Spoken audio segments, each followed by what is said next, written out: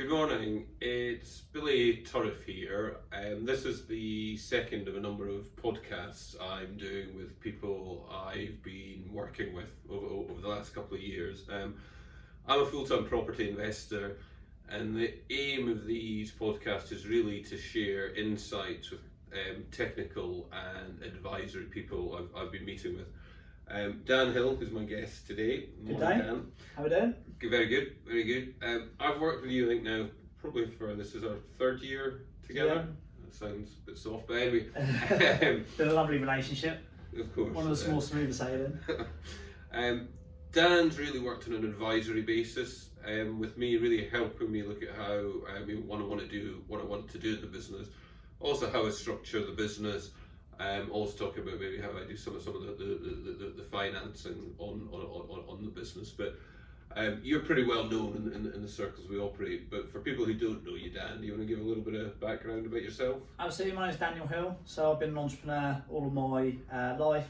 Started off building small and sort of medium-sized companies, scaling them up locally and nationally. Moved into property 2011.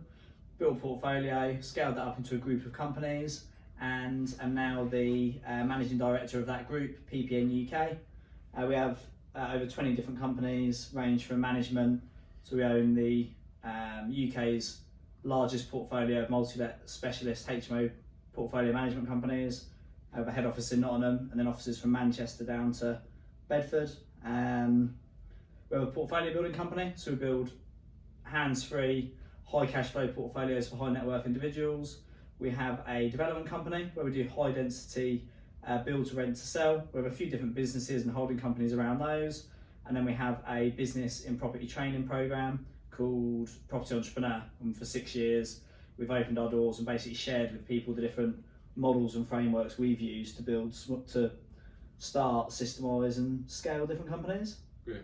And it's really in Property Entrepreneur that we've kind of worked together. And the real focus of today, Dan, I wanted to kind of talk about in property, the strategy I've taken is very different to the strategy you've taken. And one of the things I think is great about property is there's loads of strategies out there. And from even working full-time in the corporate world, just having a couple of buy-to-lets, to being like yourself, having kind of multiple companies. But it must be quite difficult for certain people to then identify what business is actually right for them, potentially what operating level is right for them. And through your kind of property entrepreneur program, you talk about a model where you kind of look at the landlord, the investor, and the entrepreneur. For our listeners, do you maybe want to talk through what each of those levels means, and then for kind of the rest of the session, what we'll do is dig deep into maybe the advantages, disadvantages of each level? Yeah, absolutely. So when you're building a business, they need to be built reasonably strategically. Obviously, for most companies that are commercially driven and commercially motivated, they need to make a margin. And because you've got costs and operating expenses and people and overheads, you've got to get the businesses to certain sizes where they work. And there's three real sort of sweet spots where the businesses tend to be reasonably commercially balanced. So the first level is what we call the landlord level. And this is where you're a one-man band, you look after yourself, you're sourcing the properties, refurbing them, doing the maintenance, collecting the rent, doing the viewings, you run the whole thing yourself, you're a one-man band. That's the landlord level. Some people stay there. Majority of people sort of tend to progress through there. Once they've got proof of concept, they've made some money, they start to then move up to what we call the investor level. And this is more strategic, it's more savvy, and you basically leverage two things to buy back your time and make some more money, which is basically systems and people, a team. So you put systems in the business, you build a small team, whether they're freelancers or employees or outsourced, pay per hour, however you do it. And you have a nice small lifestyle business, band of brothers culture, up to maybe 10, 12 sort of people maximum. Really nice lifestyle business, highly lucrative, highly fun.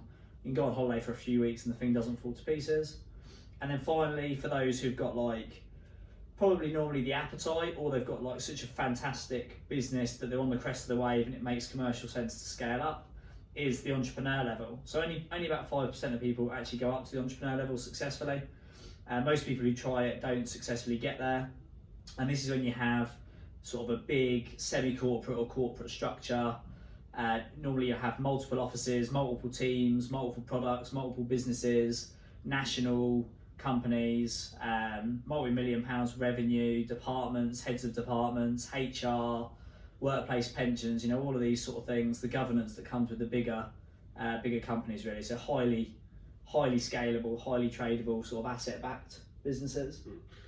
Do you think, just in that, one of the kind of, I suppose, the issues I always think when I hear you talk through the model, and maybe just how people perceive it as well, is that to some extent it looks as if it's a stepping stone, and that probably to some extent, maybe if someone's at the landlord level, they may think, oh no, I have to get to the investor level.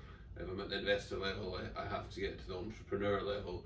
And part of me wonders, and I don't think that's how you mean it, because I think there probably is a sweet spot for everyone, but I'd be interested in your views. But I'm also wondering whether that top level, the point that you're calling it an entrepreneur, to me a landlord is still an entrepreneur as well. So kind of one, do you think should the aim be to get to the top level?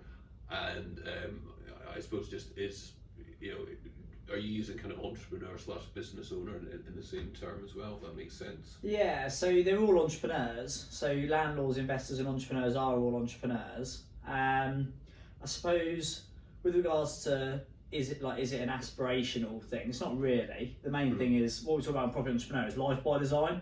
So if you don't live a life, on Property Entrepreneur, we create a life by design, so we understand what we actually want, and then we'll go and build a business to achieve that. If you don't build a life by design, you live a life by comparison, which basically means you follow the highlight reel of Facebook, which normally means bigger is better, you want to be the biggest, baddest, market leader, whatever. If you're an empire builder, then sound, go for that because you need to scratch that itch. If you just want good solid income, low risk, low stress, the investor level, or even if you want complete control, the landlord level would suit. So they're not aspirational, they are stepping stones. You do have to go one to the next, unless you're heavily funded and you're going to fly in like a board of consultants and you've got loads of money. But and you do have to go through the gears most of the time.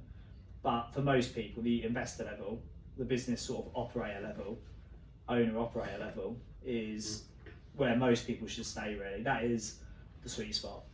It's where you get the best balance. Getting up to entrepreneur level is a hard slog. Do one of the things you can also talk about, someone saying, is life by design, and also don't start till you've finished.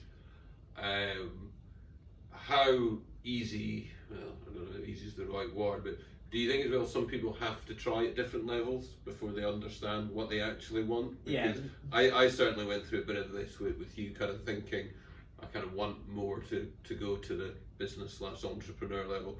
Want to kind of certainly never missed the corporate world, but it was this bit of empire building, but with the empire building, the stuff that I hated from the corporate world, particularly around kind of staff, around set office times, around having more structure with it.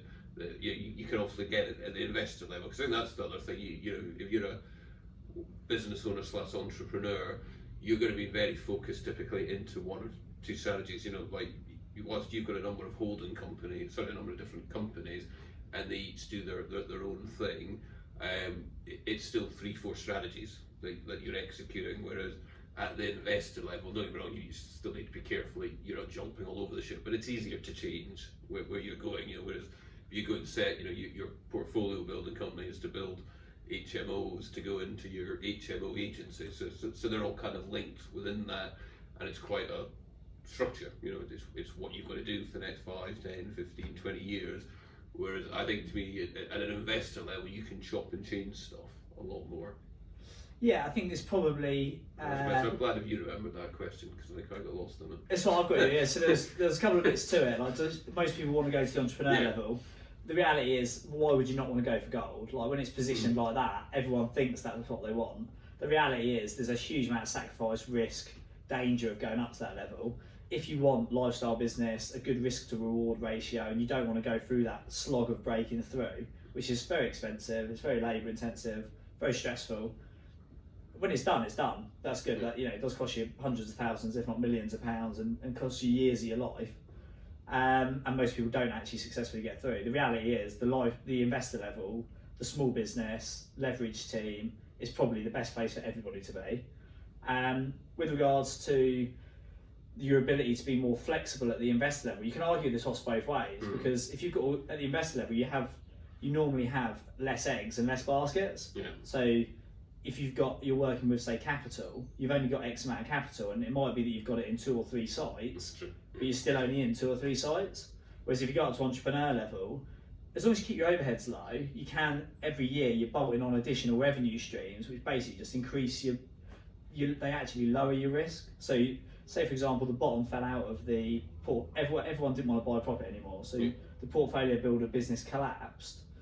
The portfolio management company and the training business and the development company would still stay very, very strong. So like my thing at the minute is building a financial fortress, rather than just burning all the money that I make, is putting it into long-term assets so that the whole group has absolute financial security. So any of the individual silos could topple over and they can all lean on the others. Yeah, and I think one of the things I've learned in the last couple of years is that there is necessarily no right and wrong, and whilst you can say you might get more flexibility at the investor level or more flexibility at the business owner, it depends how you do it. So if you set it up right at the business level and you have the appropriate structures and processes, you can actually get your time back from that. Definitely. And similarly, when people talk about you should only work on your business versus working in your business, if I kind of think of a very famous entrepreneur, Warren Buffett, purely works on businesses. Listen to an interview with him the other day, and he was talking about their investment in Apple, and sort of saying, he doesn't even look at the shops. He doesn't go into it. He's now bought into it for the long term, so he doesn't actually even have to check on his businesses. And obviously they look at the results and they look at the databases. They don't take monthly information. They're in it for the long term. But then if you flip that to the side and you look at people like Elon Musk and you look at people like Steve Jobs, Elon Musk used to sleep in the factory. If he'd ask someone to do a job and the person wouldn't do it, he would do it himself. Steve Jobs demoed all this stuff. So anyone that tells me that those people don't work in their business, I think it is just wrong. But they're at both extremes. They're all very successful, and I think for each person, it's really going back to.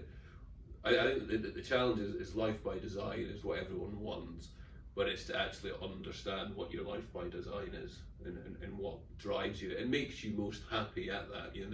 The idea, to me, to some extent, when I wanted to go from investor to the business level, I probably like the idea of the empire bit of it, in terms of I like the idea of the office, I like the idea of the brand, I like the idea of having a bar in the office and having a couple of drinks at the end of it. What I didn't necessarily like, though, was actually, I think you have to kind of be committed as well. I like the point that I could run my business from anywhere in the world at the moment.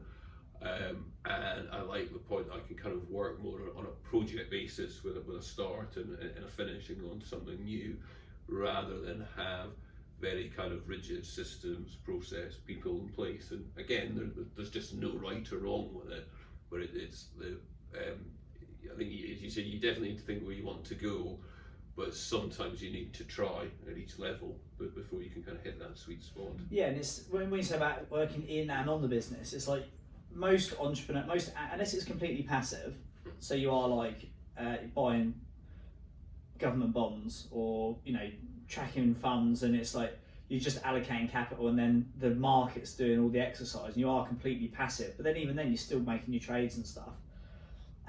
You are working in the business in some capacity. I think the difference is there's 3 different types of work. There's like business delivery, which is like at the coalface with the tools, business management when you're managing your team, and then business development when you're working on the business. So you are still working in it, but when you turn up to your place of work, which might be, in my little office in there, where I'll turn up, I'm not in the business, doing refurbs and stuff like that, but I am working on the business, but I'm still in it. Like Warren Buffett doesn't work in Coca-Cola and in like Wrigley's and all the companies that he buys, but Berkshire Hathaway, which is his company, he is the business. He works in it and he allocates the capital, but that is business development because he's allocating the capital to the companies, and he's betting the horses. So yeah.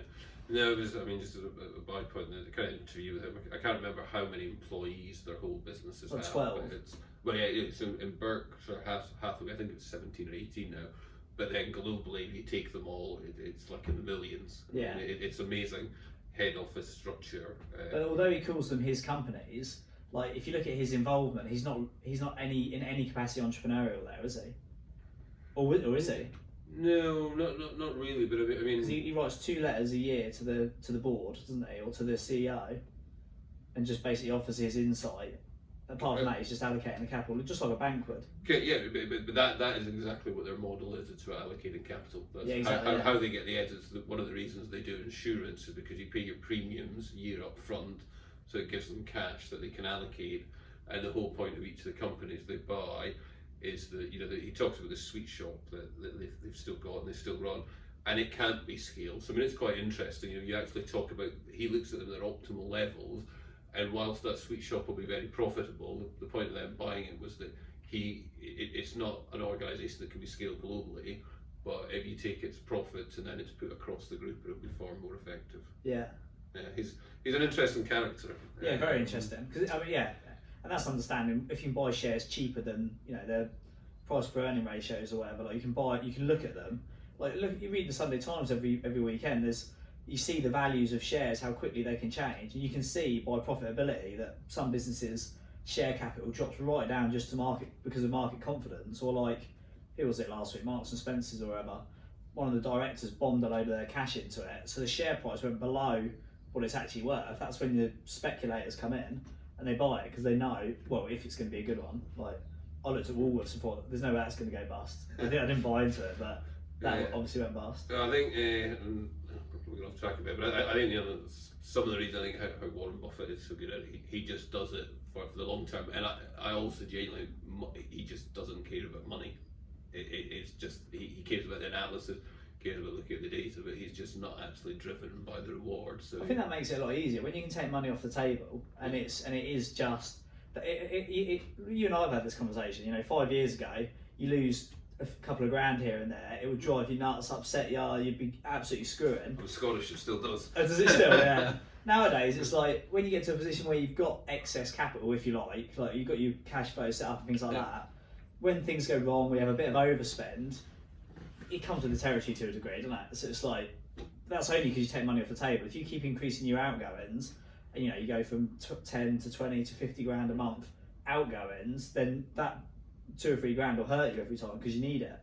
When you can take money off the table, it takes the pressure off a lot, doesn't it? No, definitely, yeah, and you make better decisions when it's not there as well. And then a lot of the people that I've seen struggle is normally when they've got their back to the wall and they're almost desperate for something to work, and they just do something desperate basically. And well, that's when you bet the house. Like when you look at the two extremes, when you've got cash, your objective is to keep it. Yeah. When you've got no cash, you don't care. It's like you want to make it. It's like you'll take high risks because you don't want to. You don't have anything to lose. And just on that then, to talk about it, so in terms of you think of kind of risk and you think of financial rewards, obviously I'm assuming that your financial rewards you would expect would increase as you'd go from landlord to investor to entrepreneur. But how does that actually work in practice, and what is the reality? So if you were to look at the profitability, it definitely it peaks and troughs. So at landlord level, when you're a one-man band, you go self-employed for the first time, you get your first 2 houses, your profitability goes through the roof because you're making 2-3 grand a month. So you've got a couple of HMOs, you're making 2 grand a month. You're all of a sudden making 2 grand a month and you were making 0. You've got no overheads, no responsibility, no team, no costs, a few bills, that works well. As soon as you want to build a team, then you've got to go into the dip, and you've either got to forward fund it, throw a load of cash in to burn it to get yourself a lettings manager, a maintenance manager, a customer service, and then you go into a dip where it's not profitable for a while, and then until you get enough revenue to pay for all those overheads, and then find a margin on top of that. That's the next sweet spot. And then again, to go up to entrepreneur level, when we did Multi-Let UK, we put 180 grand in, just started burning through that at 15 to 20 grand a month. Yeah. And your capital burn rate's coming down. You've just got to get that revenue up before, and break through the break-even point before the capital runs out. And then when you come out the other side, it's lucrative again. The good thing is about if you can go into high margin positions, so businesses that do genuinely make 20, 30, 40%, 50% net profit, once you've got the revenue coming in, the game then is really on making sure it's when you've got a bigger company, you get your sort of 7-figure revenues in, then you've just got to crank the handle to make sure you get that 10, 15, 20% net down to the bottom, and then it's relative. You know, you might start to forsake as you scale up, but you'll get margin compression. So as the businesses get bigger, the margins will go from 50% to say 25, 20, yeah, 50%. ultimately, the larger you get, the more you become like a yield stock. You just have to, you know, the bigger you are, to some extent the smaller margins you're going to have to. Yeah, when your managers need managers, and then your managers need, you know, heads of departments, it's like, it does get expensive. But you can play the game as well. Like if you run all your cash flow through a cash flow business, and just in your head say that business pays for all the overheads, and then you have 2 or 3 businesses on the side that might not make any money for 9 months, and then, you know, $500,000 drops in from a development or something like that. That is a good way to physically siphon off the risks. You can have the benefits of a big company without the overheads. True. And what about to the individual who's to the actual financial rewards to the individual? Again, I don't necessarily go into too much, but you can also own the company yourself. You can have other shareholders in, but just if someone's thinking about, do I want to have my own company, whether individually or whether with a JV partner, or versus being at an investor level, you're actually going to say to them 10 years, 20 years, 50 years, you know, what's their actual payback financially for that? Do you think there's a correlation between what level people go at, or is there a level that you think is financially the sweet spot basically for people? If you look at net returns per head, basically, so of each business who's most likely to make the most money, I'd say it would come down to like the execution of the individual. There's lots of people who have big companies that make no money. Yeah, and that's my point. I think to me there's lots of investors that make no money as well. But I think to me at the business owners, and again even outside of property, I've got a lot of friends who own their own businesses, but in different markets. And you know, for example, some of them have been private equity backed. Their reward is if the business gets sold. Yeah. And a lot of the time they don't even get to stay till it gets sold. And I think that's to me is also one of the traits that's different. You know, whilst you're a business owner, to some extent the business owns you. You know, and I think it's Rob Moore that's got a phrase that don't think that staff work for you. You actually work for the staff, and to some extent, for business owners to be successful, they've actually their sale, and it's where the financial returns of a business owner can be way higher than an investor, is you get the increased value in the business itself. You know, so like you've got hotel chain, you've got the value of the buildings plus the operating process from it. So if someone was to buy your business, you know, they get the actual property in it, but then also the operating that you'd get with an agency, etc. But it's the long game. If you can sell out, and then if you can sell out, you get significant gains that to me outstrip certainly what an investor would get. But part of my reason as well for not wanting to go to the kind of full-on business level is I look at the numbers, and I kind of look at it in property and outside property, and I kind of see, to me, more people fall over at business level than at investor level, and even less at landlord level. And from a risk perspective, and maybe some of that's age as well, I don't know. But that's kind of part of the reason why I think that, you know, and everyone's different. You know, it's back to it's life by design, but I do think you've still got that curve, and you've got kind of 5% of people here, 5% there, and then you've got 90% that do actually want the same thing. And in my experience from working with people over the last couple of years, when they go through these cycles or they come to it, I do find that 90% of people actually do want to be at what we call the investor level. They might not know it at the start, but they either do know it at the start, or after going through the process, they actually say, yeah, want to, you know, have my business, but I don't actually want to be an empire builder. I don't want to be the biggest and best in the world, but you know, I want to have my time. I want to be financially secure. I want to have a good product. But I don't necessarily want all the risks and the concerns that come with having a big business. Yeah, I mean, we have 100 plus people on Property Entrepreneur this year, and I would say 90 of them want and will build investor level businesses. Though, like, the reality is, entrepreneur level is not for everyone. The risk changes through the levels, like at different degrees, but I think you could argue the toss on both. I think having my business is less risky than having a small business, because it's so big that, you know, and it's so big and so diversified. There's so many different bits to it. And when you're talking about company valuations, when you understand how to build the different businesses, if they're asset backed, if they're like fundamentally asset backed businesses like Multilayer UK, if you've got 1,000 individual revenue streams in one business with individual clients, and then maybe under there another 250, 300 different contracts where the revenue is coming from, it's very stable, it's very tradable, but it also cash flows quite well. So you can hold it, it will cash flow well, pay all the overheads, and it's worth holding and investing in because you could sell it in the future. Yeah.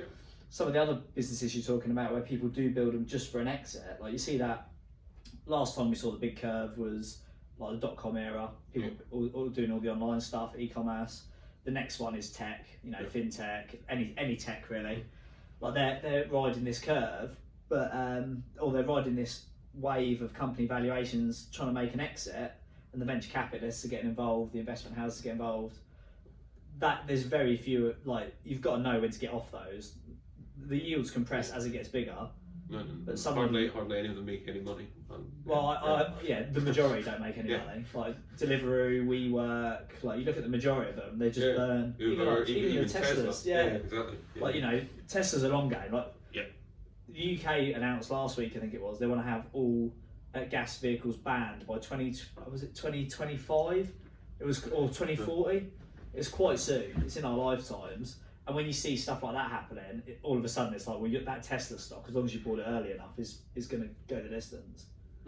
Do you think, and again off topic, but I think it's interesting at the moment, like, what's an interview with Elon Musk, and you know, obviously don't know the guy, but I do believe him that he's known for saying that his aim, he doesn't actually care whether Tesla makes money or not, his aim was to, you know, kind of save the earth in terms of reusable fuels, etc. And I do wonder to some extent, in terms of actually having supply and demand that is out there, what is actually going to happen with technology going forward.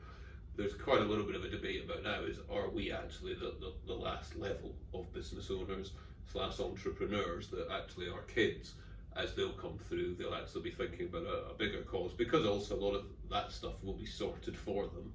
It'll all be in place. But could you see that what's going to come in the next, whether it's 10, 20, 30, 40 years, will almost be that we'll have enough supply and demand of everything that's there, but the focus then of people will kind of move from this entrepreneurial movement that's out there at the moment to something else? Or would you expect they'd always go kind of hand in hand? Yeah, there's definitely shifts. Like if you look at the next generation, they're more into health and fitness than smoking fags and binge drinking. So it's like there's definitely these they'll come around eventually.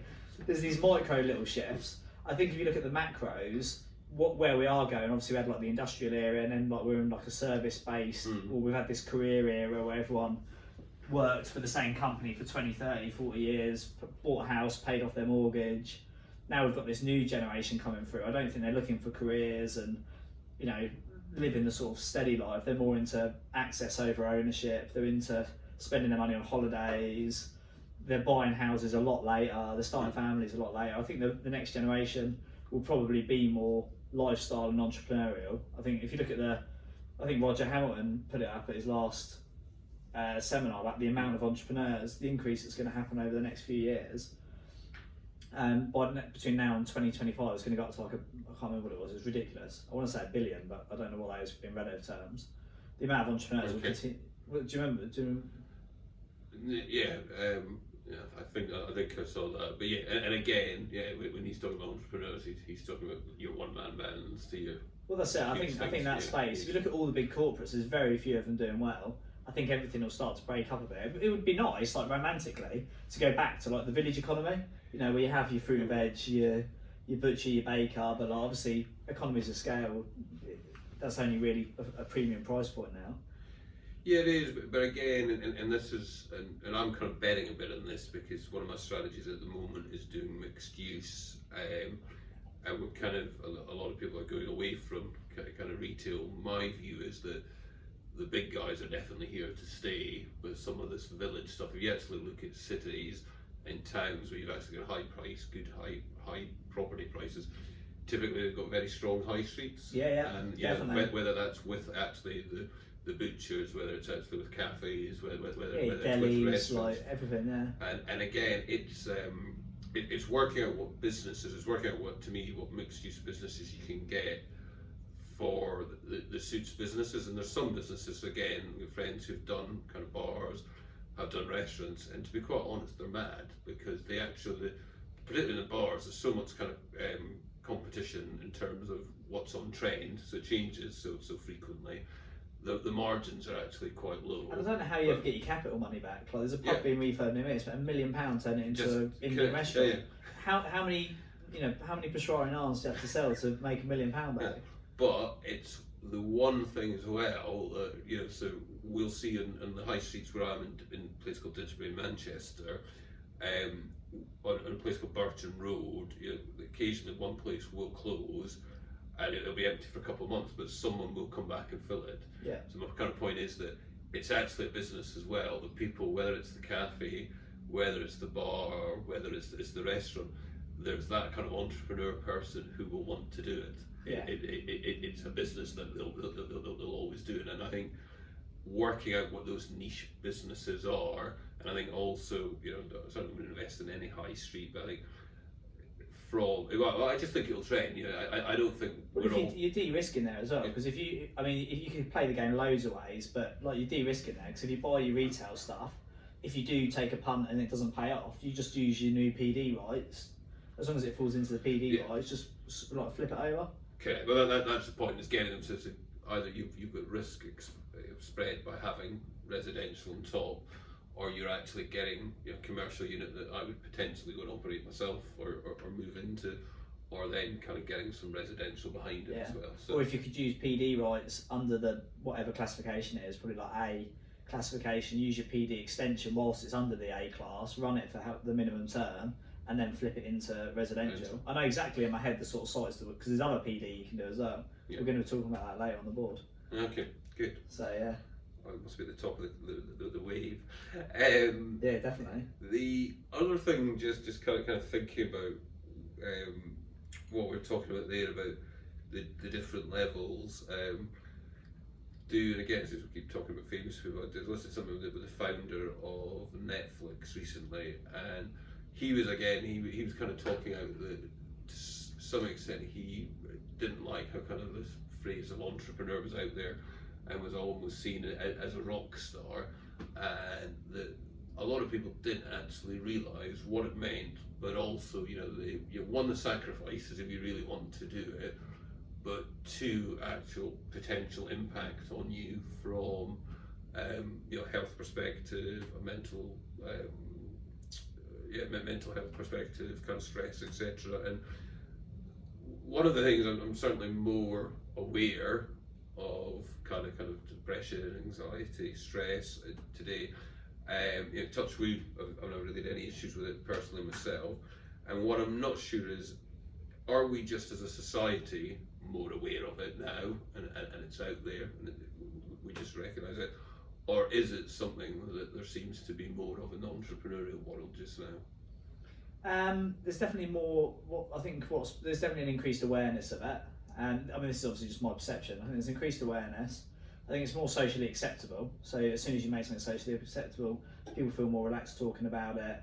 It can sometimes magnetise it slightly so that it becomes a broader term. Obviously, you've got completely different levels of, having a bad day to being like medically, having medical and mental depressions, anxieties, things like that. Is it becoming more commonplace? Like, I don't know, you could probably find some reports that would say statistically the people who are prescribed with it, it's definitely rife for the territory. It definitely comes with the territory to a degree, like the pressures.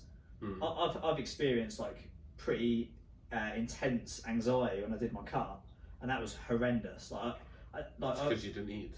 Yeah, exactly, yeah. I mean, I feel like slightly embarrassed, and it's embarrassing to say that I never used to have a huge empathy for people who said they had anxiety, because I'd be like, I've had bad days, I've felt pressure and things like that, during my cut, when I went into like 2,000 calorie deficit for like 4 to 6 weeks, at the end of the cut, it was horrendous, and like no logic or sleep or anything can overcome it. It is a mental, it is. It can't. Yeah, it is extreme. So yeah, it's. I don't know whether it's becoming more commonplace. I'd like to think not. Although you read a lot of the reports about, like, if you look at Alzheimer's, like the Alzheimer's cases have increased by like 60% since 2014, I think it is, which is just ridiculous. And a lot of that is being associated to like diet, well-being, health and fitness. Whether it's accurate or not, I don't know, but it's like... I'd also, again, I'm obviously not an expert, I'd also heard it increasing because we live longer now. So it's, we can kind of keep going. But keep the body going, but the brain stops to work out. Yeah, I don't know if it's becoming more commonplace. It's a good question. I think you've got more entrepreneurs, it's becoming more talked about, there's more awareness. I think, I know very little about the subject. I would just like to, my perception, uneducated perception, is I would like to see more, like what we do, Get Up and Give Back, more fundamental practices before you go straight into the top shelf to like deal with it. Like people who are under pressure as entrepreneurs, before they get clinically diagnosed as having conditions, is start with the basics like health and fitness, diet, tick those off to see if there is a foundation level that can be dealt with by life habits. But no, and it is life habits, and it's funny. I kind of coach and talk to people about this, and at the same time, you get a couple of days when you kind of crap and what the hell's going on, and as soon as you just go to the gym and you get kind of that's definitely my experience. Trainer, like life is fine again. And it's my experience. Equally, I have got friends, and I know of people who've had like very severe anxiety and depression, and I don't think any level. I think there is fundamentally, there's clearly something more significant there than burning the candle at both ends. So it's like. But I think definitely working out how to know, even things, even knowing when to stop, in terms of, if you, I think that the thing with the whatever 4 a.m. club and do 12, 14 hours a day, we'll all do them occasionally, but I also find that if I actually work too long in one day, I'm knocked out the next day. You're actually better working 2 good 8-hour days than trying to do a 14-hour day, and then your whole... Well, Elon Musk says that, it's the law of diminishing returns. He'll stay up for like 18 hours, but every hour extra he stays up, his productivity like halves. But equally, there's an ego element to it, there's a necessity element to it, there's an addictive element to it. Like I could probably work, well, I have done. I could work every day, every hour I'm awake. Do you have a life outside of work? Well, embarrassingly, like, it needs some work.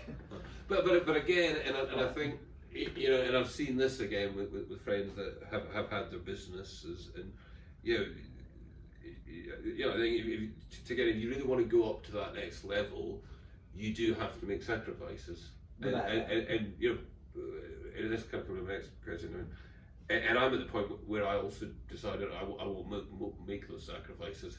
I kind of had, to me, I had a corporate job for whatever, I don't know, 20 odd years, I think, and I kind of felt for that I traded too much time for money, and I kind of vowed that I wouldn't do it again, and that was one of the things that I did think was that I went to the next level, I would be back to trading that. And the reality is, I think you said it, you can do anything you want, but you can't do everything, and you've got to kind of choose what's important to you. And that kind of goes to my kind of next question about the kind of levels or the operating models. Do you think there's kind of different traits and behaviours or backgrounds of people that suit each level better?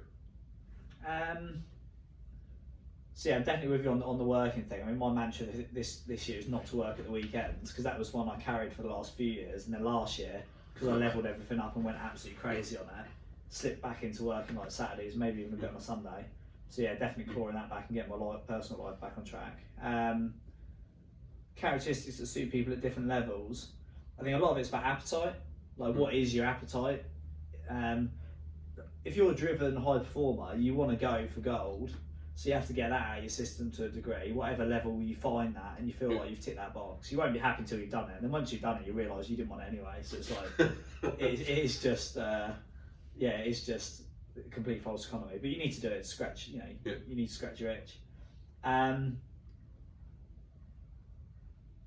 Traditionally, and this is like a bit of a broad statement, but accountants and lords and steel profiles tend to be the best business people, if you like. Like when you look at making money, there's a lot of weight in accountants, finance people making the most lucrative businesses, and they can be at any level. They probably wouldn't be the greatest person to start a startup, but if they go into like the investor level space or the entrepreneur space, buying a company, acquiring a company, joint venturing, getting behind some sort of trailblazer who's building a business, they'll be the one to make sure it's actually lucrative. Because the reality is, everyone can turn the tap on, but there's not many entrepreneurs keeping the water in the bucket. Yeah. I think you need to have a high pain threshold at the entrepreneur level, like to the point where actually you can start to experience like suppression issues, and you do need a certain masochistic drive to. It is, don't underestimate how hard it is. It is very hard. You do have to have some sort of blinkered masochistic like driven focus to push it all the way out to that level. Lifestyle levels are normally quite good with people, so they quite enjoy the band of brothers culture, that they look after people well, they invest in the culture, they consider others, they're empathetic. That those sort of characteristics work really well at the sort of investor level. Landlord level is probably a high level of tolerance. Like they're on their sort of value list. Quite high up is independence and control, but then the trade-off is you have to be reasonably patient and tolerant of doing all the different variety and things like that.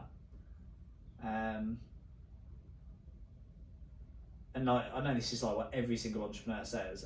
We said about entrepreneur earlier as well. The guy from Netflix said about the term. Like Alan Sugar says, entrepreneur is a term that you get given as like you get awarded. It's like if someone calls you an entrepreneur, it's a credit to you, sort of thing. Yeah, I'll be honest. I almost cringe when and I think you said at the start about being a serial entrepreneur, but I'll give it to you. But yeah, no, I would never call it. If someone asked me what I do, I would never say I'm an entrepreneur. I said I've been an entrepreneur all my life. But that is my back catalogue. But I'd never say to someone I'm an entrepreneur. I think you just sound like a dick if you say that. Yeah, like, I agree. It's almost and again, to me, I buy a house and I manage them. And again, there's no right or wrong. If you go to the dictionary, I think everyone is right. As soon as you've got a business, you're an entrepreneur. But the way I think society uses it, or people, it's almost people that have done kind of real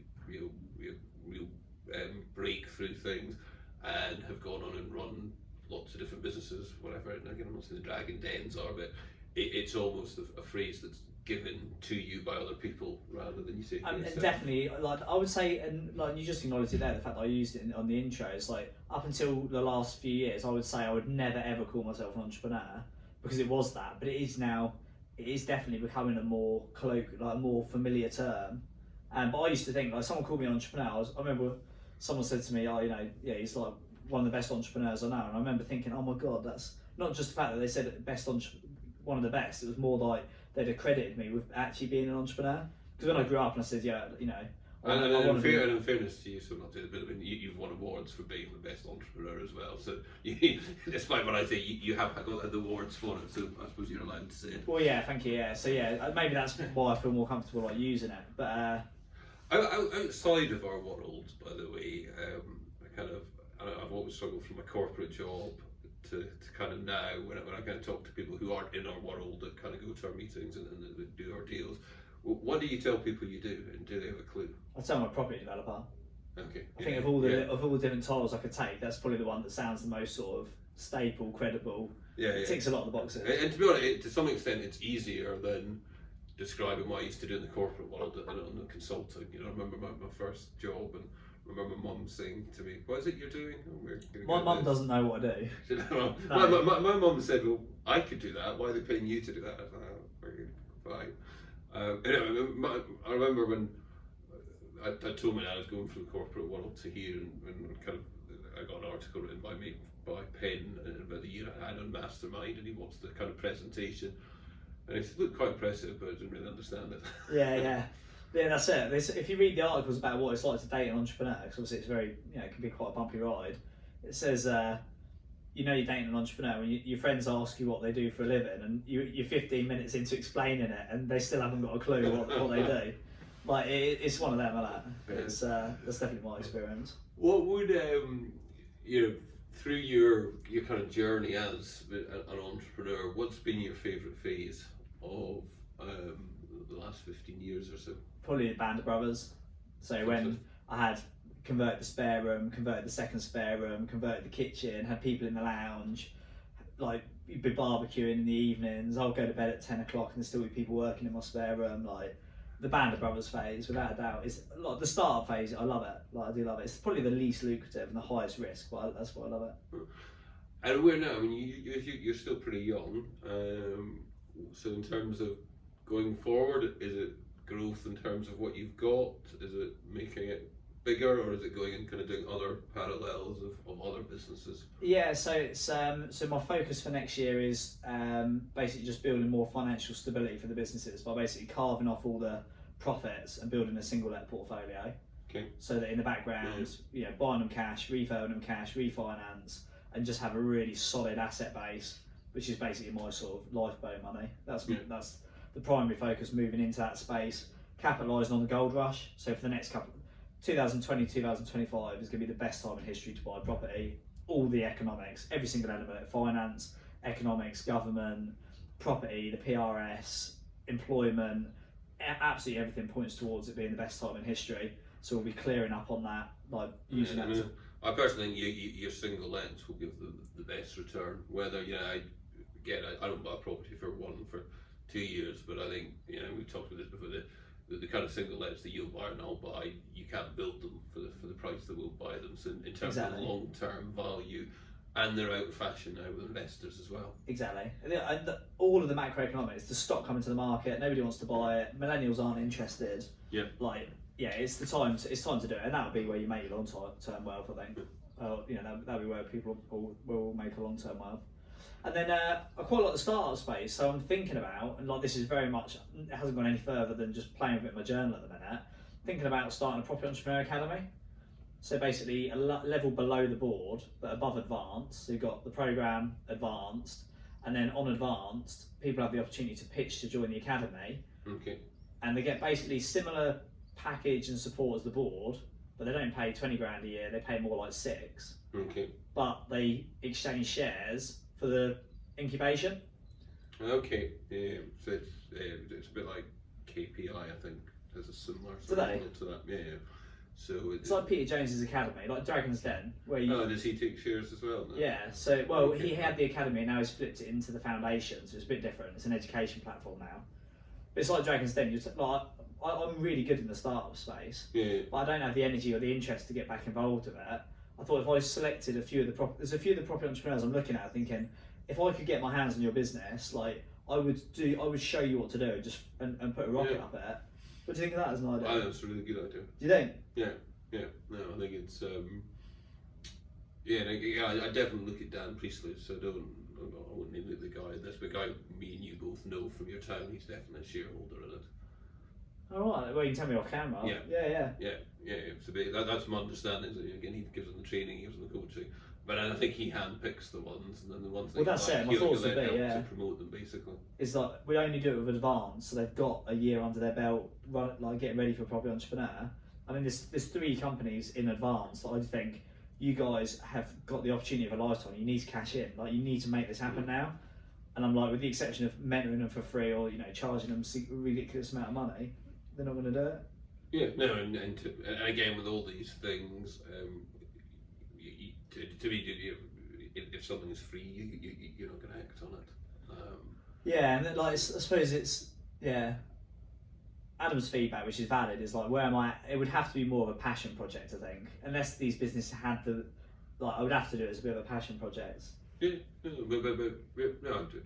that's the point. Yeah, it's from a you're going from equity, then it's risk. That's the risk with it. It's either very high or it's bugger all. Yeah, or it can be in the middle as well. I mean, what I would say, that I don't know how the KPI model works with smaller businesses, just in terms of kind of the actual valuation of companies, is more difficult, obviously, larger companies, what people do with expenses, all that sort of stuff.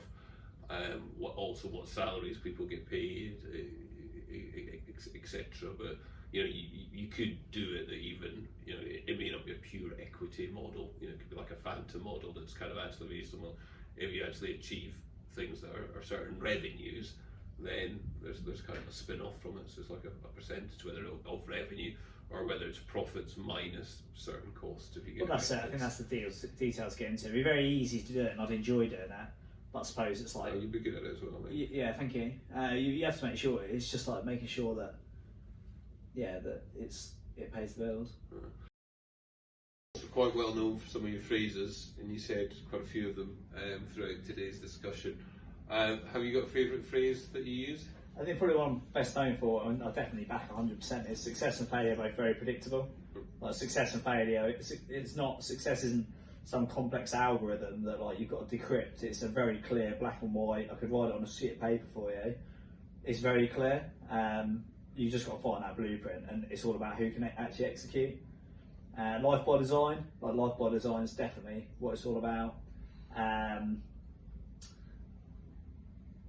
I don't know, I normally say them and they just come off my tongue, and sometimes I think that is amazing, sometimes I think I really shouldn't have said that. Have you got funniest phrase, or one that you think people take the piss out of you most for? I don't know, you probably got a better handle. What do I normally get? Balls to the walls? Oh yeah, balls to the wall, yeah. Do you want to explain to people what that actually means? Well, balls to the wall, I thought everyone knew what it meant, and I didn't actually know what it meant. Balls to the wall is like a million miles an hour, let's go for it. But apparently it means in the old fighter jets, when you take the thrust and push it up against the wall of the cockpit, that is balls to the wall. But everyone thinks it's like, I don't know, if I was a stapler or something painful. So yeah, I think it took you about 3 years to actually describe that to people. I know. Most people thought that. People just quite funny. crease over in workshops, like laughing or cringing. I'm like, well, that's not what it's about.